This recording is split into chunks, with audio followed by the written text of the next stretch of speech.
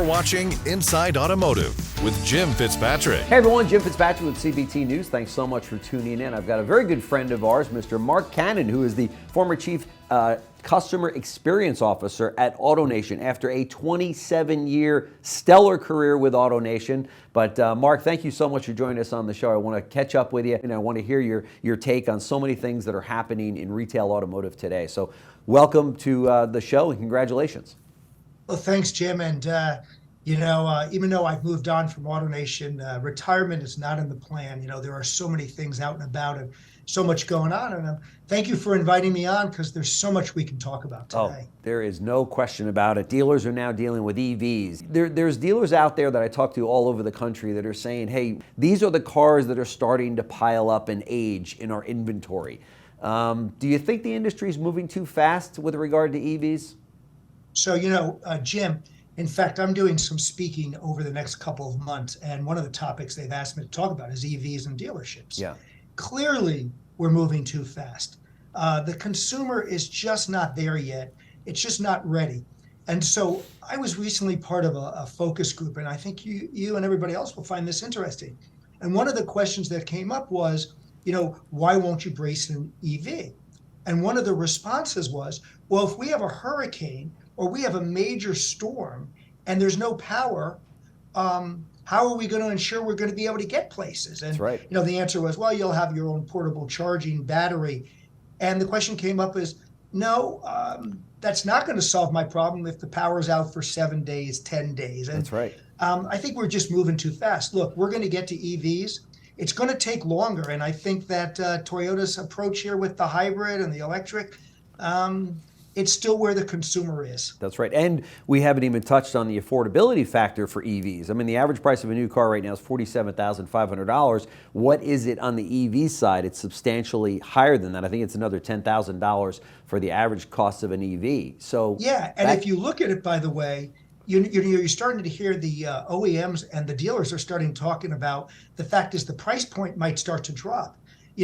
Consumers now might be looking for a lesser car. So maybe you don't get a Camry, maybe you get a Corolla. Yeah. Because you want to get more of the bells and whistles in it, but you need the price to be a little bit lower. And look, you still have interest rates out there. Inventory on still highly desirable cars is still a little bit tough out there. So, you got to take the process, and it takes some time to get there.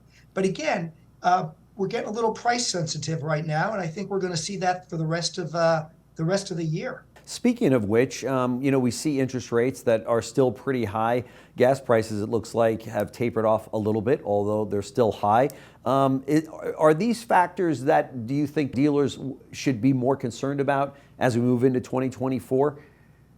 Well, Jim, we have an election year coming up. Yeah. And in election years, things do usually move in the right direction. Yeah. There's obviously concern about interest rates, obviously gas prices. Hopefully the election won't be as big a distraction. Hopefully the interest rates will come down. The Federal Reserve has talked about bringing down rates, and that would be a good thing for the industry. And gas, look, it's supply and demand, but we're in election year. It could get volatile, but hopefully things start to move in the right direction. And in election time, everybody wants to win. So I suspect you'll see some movement one way or the other. Are we going to go back to the way it was prior to COVID, where we've got a 3-4 month supply of vehicles and every dealer's fighting each other for the deal? Well, I think a lot of this is going to depend on the OEMs and the manufacturers, how much discipline they have. And you're starting to see, obviously, inventories come up. And if inventories come up, obviously the opportunity of profitability comes down. I think 2024 is going to be a very pivotal year. It's going to determine where we go going forward. Out talking to another group, that's the key question they say. Do you think inventories will return to where they were before the pandemic? I think there's going to be some kind of balance in between. I think there is discipline at the OEMs, and I think there will be some balance. But that's really one of the key questions this year. And the other key question, as you said earlier, is gas prices and interest rates. Yeah. You put all that together, and that's going to shape where 2024 comes in. Sure, sure. One of your last positions there at AutoNation was the Chief Customer Experience Officer. Talk to us about what today's consumers are expecting from their retailers out there, specifically their automotive retailers. How is it different today than it was maybe 10 years ago? Well, let me start at an interesting area. Today you've got companies like Cox and CarGurus that do an incredible job of helping the consumer get right to where they want to be, and to identifying dealers who have the car they want, and they both do a tremendous job. Consumers want what they want. They want it fast. They want it easy. Before the shopping, people would go to 3-4 dealerships. We all hear that. Now you can go online, and now you can shop through a third party, and you know what you want. When you get to that dealership, that's one of the things that really is improving. Dealership time with the customer is getting less and less. Right. And the part that is getting more and more is learning about the bells and whistles of that car and of your product. It's one big, huge computer, right? Yeah. They absolutely want to be able to know and use their vehicles to the fullest. And dealerships that don't provide that service are going to lose out. But the process is getting less and less in time. You've got great third parties who are out there. You've got some dealerships with absolutely fabulous sites out there. And the consumer wants to spend less time negotiating and haggling, and they want to spend more time learning about how to use all the great bells and whistles on their vehicle. That's right. That's right. That which is a perfect segue to my next question. We saw Hyundai and Amazon form a partnership. Nobody really knows exactly what the details are in that partnership. Although it is very interesting to a lot of people on both the OEM side, the dealer side, and the consumer side. What is this going to do to our industry? What is your take on when you heard that? Well, I wasn't surprised that Amazon is coming in. Look, Amazon's in everything and everywhere. Yeah. And I have to tell you, the Amazon truck visits the cannons pretty regularly. I myself kind of like Amazon. Can't not like it. Right. Hyundai is a real shaker and mover. I mean, Hyundai is improved tremendously. The warranties on the products, the products themselves, the quality, the fit, everything's improved. And it's interesting because Hyundai's gotten a very aggressive approach. Amazon's very aggressive.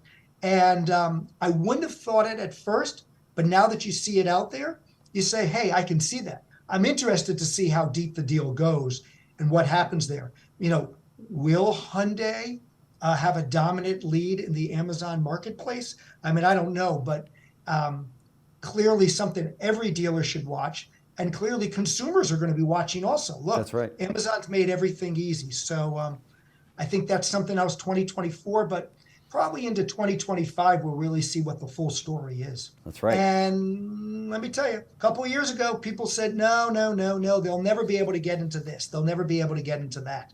And look, it's a big success. And again, the consumer wants to spend less time at the dealership. And when they are at the dealership, it's about learning about their product. That's right. That's right. No question about it.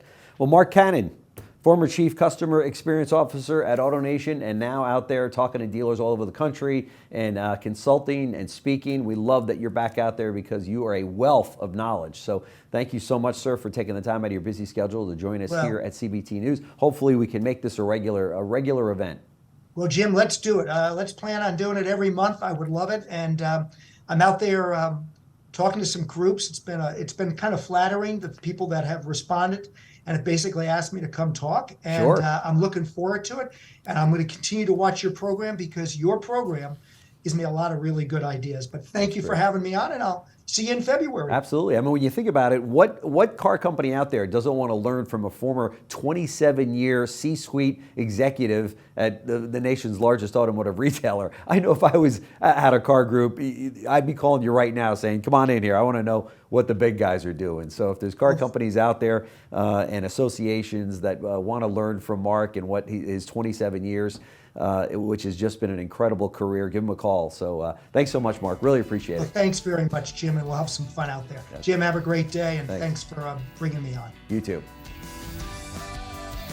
Thanks for watching Inside Automotive with Jim Fitzpatrick.